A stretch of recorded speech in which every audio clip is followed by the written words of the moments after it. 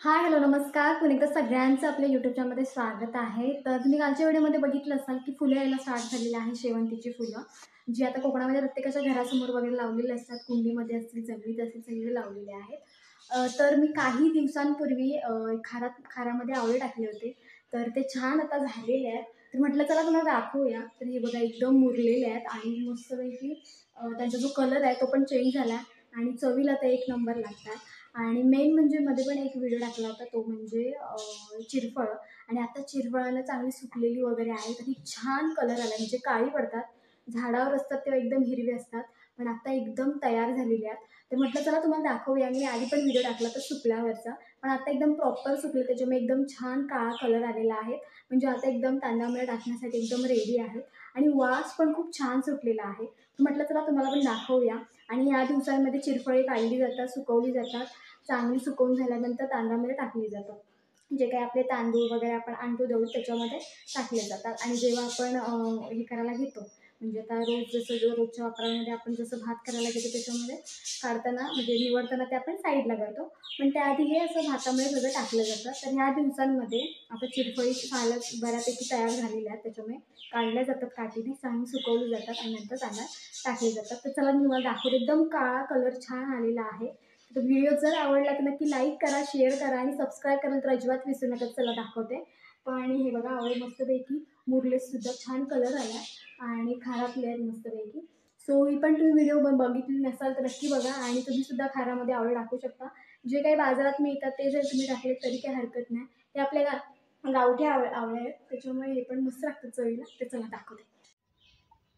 तर इथे बघू शकताय तुम्ही, ही एकदम काळी-काळी झालेली आहेत, बघू शकता. जेव्हा आपण काढलेली होती नुकतीच तेव्हा एकदम हिरवी होती आणि मध्ये पण मी एक व्हिडिओ टाकला होता, की सुकलेली कशी होती मी तुम्हाला दाखवली होती. पण आता एकदम परफेक्ट सुकलेली आहे. 3 ते 4 उन्हं लावलेली आहेत, त्याच्यामुळे एकदम मस्तपैकी काळी-काळी झालेली आहेत आणि आता ही एकदम तयार आहेत. तुम्ही तुमच्या धान्यामध्ये वगैरे तुम्ही टाकू शकता आणि वास पण खूप छान सुटलेला आहे.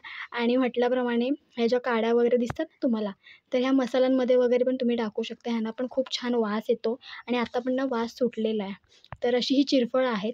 तर चला मी तुम्हाला दाखवते कसं आपण धान्यात वगैरे टाकलं जातं ते. सो व्हिडिओ पूर्ण बघा आणि आवडलं तर नक्की लाईक करा, शेअर करा आणि सबस्क्राईब करायला तर अजिबात विसरू नका. तर चला दाखवते.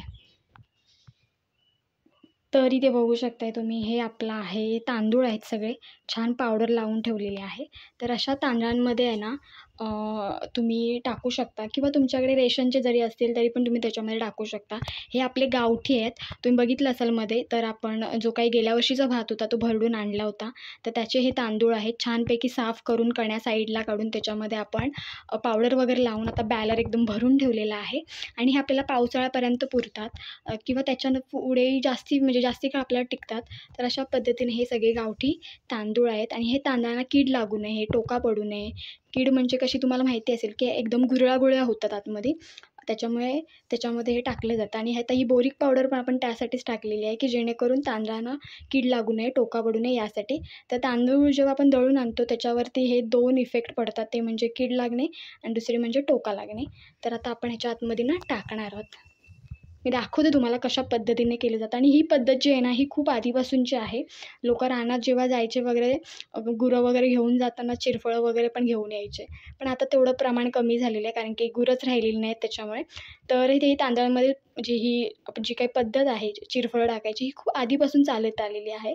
त्याच्यामुळे तुम्हाला मी दाखवते. तर तुम्हाला जेवढी पाहिजेत ना, तेवढी तुम्ही टाकू शकता. तर हे बघा, अशी टाकायची आणि पूर्ण हात फिरवून घ्यायचा. तुम्हाला जेवढी पाहिजे तेवढी तुम्ही टाकू शकता.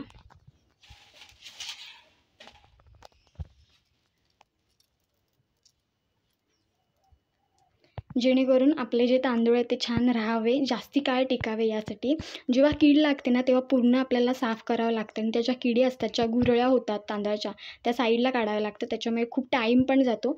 त्याच्यामुळे तुम्ही पावडर लावून जरी ठेवलत किंवा चिरफळं जरी आतमध्ये टाकून ठेवलेत ना, तरी तांदळांना काहीही होत नाही. तांदूळ आपले खूप छान राहतात.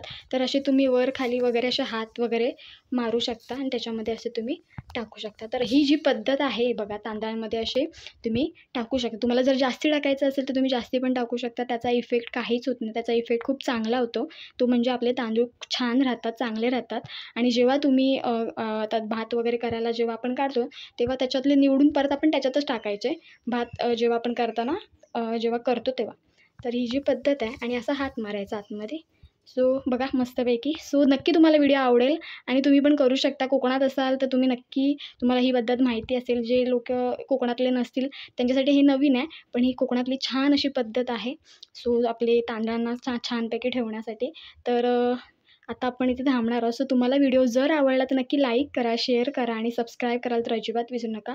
तर ही पद्धत आहे, अशा पद्धतीने तांदळांमध्ये आपण हे टाकतो.